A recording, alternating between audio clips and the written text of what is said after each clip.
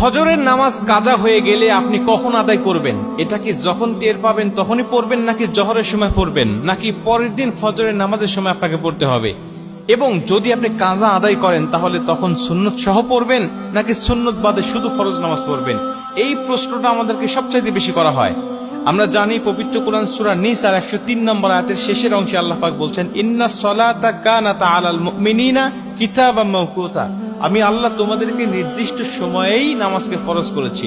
নামাজ নির্দিষ্ট সময়ে ফরজ, কিন্তু আপনি নির্দিষ্ট সময় যদি না পড়তে পারেন কোনো জরুরতের ক্ষেত্রে, তাহলে আপনি কি করবেন? যেমন আমরা জানি ফজরের নামাজটা কখন পড়তে হয়, সুবহে সাদিক থেকে সূর্য উদয় পর্যন্ত, এটুকু ফজরের নামাজের সময়। এর পরবর্তীতে পড়তে গেলে আপনার কাজা পড়তে হবে।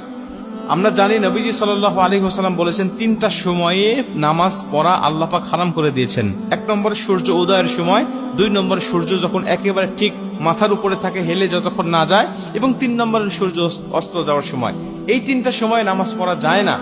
এবং রাসূল সাল্লাল্লাহু আলাইহি ওয়াসাল্লাম বলে দিয়েছেন যে যদি ঘুমের কারণে অথবা যে কোনো বেখিয়ালি হয়ে যদি নামাজটা তোমার ছুটে যায়, নামাজটা যদি জাস্ট টাইমে না পড়তে পারো, তাহলে যখন তোমার স্মরণ হবে ঠিক তখনই তুমি নামাজটা আদায় করে নেবে। তোমার ফজরের নামাজ কাজা হয়ে গেছে, তুমি ঘুমের কারণে টের পাও নাই, 8টা বেজে গেছে, 9টা বেজে গেছে, এখন তুমি জোহরের নামাজের জন্য অপেক্ষা করবে না।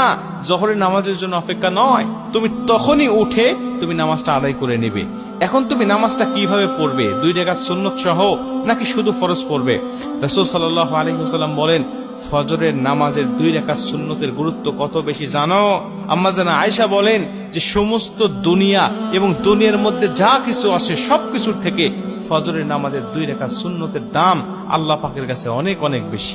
এবং নবীজি অন্য একটা হাদিসের মধ্যে বলেন যে তোমাদের ঘোড়া যদি ছুটেও যায়, তোমাদের ঘোড়া যদি চলেও যায়, তারপরেও তোমরা 2 রাকাত নামাজ ছেড়ে দিও না, এই 2 রাকাত সুন্নত নামাজটা তোমরা আদায় করবে। এই হাদিস থেকে বোঝা যায় ফজরের নামাজের গুরুত্ব অনেক অনেক বেশি। এবং আমরা এটাও জানি যে ফজরের আগে এমন হলো যে আমি জামাতে নামাজ পড়ছি, কিন্তু এখন দেখা যাচ্ছে আমি সুন্নত পড়তে পারতেছি না, বা সুন্নত পড়লে জামাত পাবো না।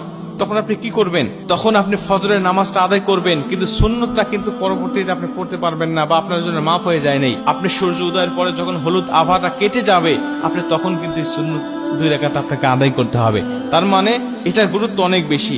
এই হাদিসগুলো থেকে আমরা বুঝতে পারি যে আমি যখন কাজা পরবর্তীতে নামাজ আদায় করব ঘুম থেকে ওঠার পরে, 8টা হোক 9টা হোক, তখন কিন্তু আমাকে 2 রাকাত সুন্নত সহই নামাজটা আদায় করতে হবে, শুধু 2 রাকাত পড়লে হবে না।